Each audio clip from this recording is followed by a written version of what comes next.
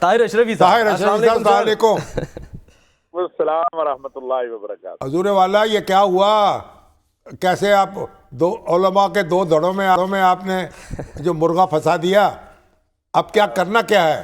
بسم اللہ الرحمن الرحیم۔ سب سے پہلے تو ساجی آپ کا شکریہ، اور آپ شام کی بات کر رہے تھے تو میں ایک بات عرض کر دوں، الحمدللہ میں وہاں پر رابطے میں ہوں، کسی پاکستانی کو اہل شام کوئی نقصان نہیں پہنچائیں گے، اور پاکستانیوں کو بالکل ایسے ہی سمجھنا چاہیے کہ وہ اپنے گھر پر ہیں اور محفوظ ہیں۔ ہاں، جو لوگ جنگ کے دوران انہوں نے گرفتار کیے ہیں اس کے حوالے سے ابھی انہوں نے فیصلہ نہیں کیا، باقی جو پاکستانی وہاں ہیں انشاءاللہ تعالی میں آپ کے پروگرام کے ذریعے یہ بات کہنا چاہتا ہوں کہ بالکل وہ اپنے گھر میں ہیں اور ان کی حفاظت پہلے سے زیادہ ہوگی انشاءاللہ تعالی۔ حضرت یہ بتائیں، یہ لوگ جو تھے یہ کرنے کیا گئے تھے وہاں؟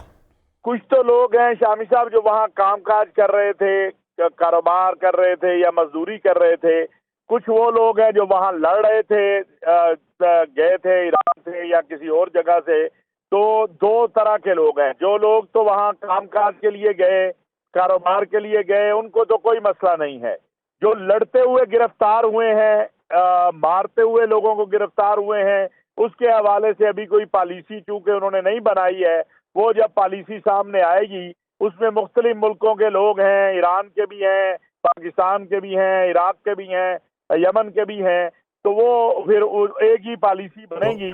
اب آپ مطمئن ہیں کہ حالات بہتر ہوں گے اور معاملات سنبھال لیے جائیں گے اور شام جو ہے اس کا اتحاد برقرار رہے گا؟ بالکل، اب تک کی جو صورتحال ہے اس میں جو قوتیں ہیں اور بالخصوص جو شام کا اتحاد ہے مختلف تنظیموں کا، اس نے جو رویے کا اظہار کیا ہے، جس طرح عام معافی دی ہے، اپنے مخالفین کو بھی کہا ہے کہ وہ آئیں، سرکاری ملازمین کو بھی کہا ہے کہ وہی کام کریں، سابق وزیر اعظم کو کہا ہے کہ وہ کام کرے، وزراء کو کہا ہے، اس سے یہ لگتا ہے کہ انشاءاللہ تعالی وہ کسی انتقام کی طرف نہیں جائیں گے، اور شام جیسا کہ رسول اللہ صلی اللہ علیہ وسلم نے اہل شام کے لیے برکت کی دعا کی ہوئی ہے، تو انشاءاللہ وہ ظلم و ستم اور بربریت اور وحشت سے نکل کر ایک امن کا گہوارہ ضرور بن جائے گا انشاءاللہ۔ علامہ صاحب، یعنی آپ یہ کہہ رہے ہیں کہ کچھ ماضی میں ایسا ہوا ہے نا کہ مسنگ پرسنز کا کہا گیا تو وہ پتہ یہ چلا کہ جا کے کہیں لڑ رہے تھے، فائٹ کرتے، تو یہ لوگ بھی وہ ہو سکتے ہیں آپ کے خیال میں مسنگ پرسن؟ بالکل، اس میں جو زینبیون، فاطمیون یا اس طرح پاکستانی ایک بہت بڑی تعداد میں وہاں لڑ رہے تھے،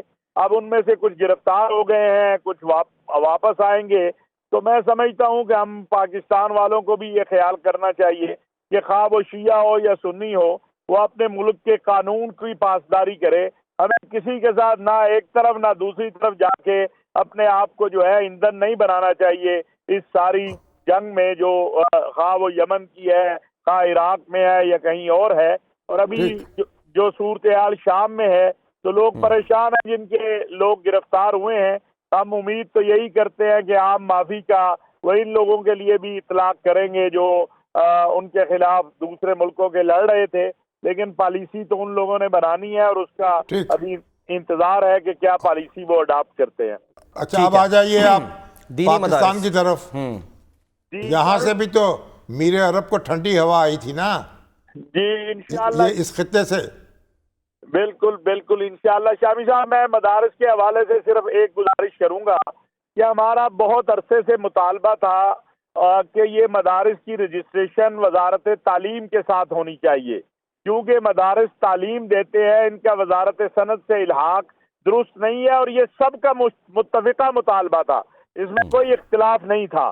اس کے اوپر 2018 میں، 19 میں، 20 میں بہت لمبی لمبی میٹنگیں ہوئیں جس میں جنرل باجوہ بھی شریک ہوتے تھے، باقی بھی ملک کے ذمہ دار شریک ہوتے تھے، اور پھر 2019 میں ایک اتفاق ہو گیا کہ وزارت تعلیم کے ساتھ مدارس رجسٹرڈ ہوں گے اور تمام نظم جو ہے وہ وزارت تعلیم کے ساتھ چلے گا۔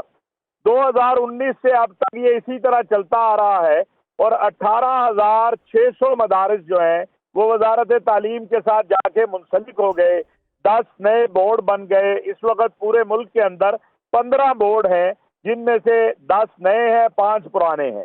اب یہ 26ویں ترمیم کے مگر یہ مسئلہ کیوں پیدا ہوا؟ مولانا فضل الرحمان نے اس کو اثر نو کیوں اٹھایا؟ اعتراض کیا؟ اور حکومت نے بھی اتفاق کر لیا، ایک بل بھی منظور کرا لیا، پارلیمنٹ پوری ان کے ساتھ کھڑی ہو گئی اور صدر صاحب کی خدمت میں بھیج دیا اجلت میں۔ یہی ہمارا سوال ہے کہ اگر آپ نے یہ کرنا تھا تو اس وقت 15 بورڈ میں سے 10 بورڈ وہ ہیں جو کہہ رہے ہیں کہ ہمیں وزارت تعلیم کے ساتھ جانا ہے۔ 18,600 مدارس جو ہے وہ وزارت تعلیم سے رجسٹرڈ ہو چکے ہیں، تو حکومت نے بھی یہ نہیں سوچا کہ ان کا مستقبل کیا ہوگا جو 18,000 وزارت تعلیم سے رجسٹرڈ ہوئے ہیں۔ اور مولانا صاحب تو چونکہ یہ شروع سے ہی ان 10 بورڈوں کو تسلیم نہیں کرتے، لیکن مولانا صاحب تسلیم کریں یا نہ کریں، اتحاد تنظیمات مدارس نے تو دستخط کیے ہیں 2019 میں۔ اب وہ اس معاہدے سے اگر منحرف ہوتے ہیں تو یہ ایک بڑا مذاق ہوگا کہ ہر 2 سال بعد آپ نیا قانون لائیں اور پھر ان بچوں کا مستقبل کیا ہوگا؟ یہ نہیں تو پھر ایسا ہو سکتا ہے کہ دونوں سسٹم چلتے رہیں، جو لوگ چاہیں اس سے وابستہ ہو جائیں، جو چاہیں اس سے وابستہ ہو جائیں، یہ درمیانی راستہ ہو سکتا ہے۔ ہم تو یہ کہہ رہے ہیں، لیکن یہ ایک مذاق ہوگا کہ ملک کا آدھا ایک حصہ کا مدارس جو ہے وزارت صنعت کے ساتھ رجسٹر ہو، ایک وزارت تعلیم کے ساتھ۔ جب مدرسہ تعلیم دیتا ہے تو اسے وزارت تعلیم سے منسلک ہونا چاہیے، لیکن ہم تصادم نہیں چاہتے۔ آج الحمدللہ جو ہمارے 10 بورڈ ہیں ان کے قائدین سب نے یہ کہا ہے کہ ہم کسی صورت تصادم نہیں چاہتے۔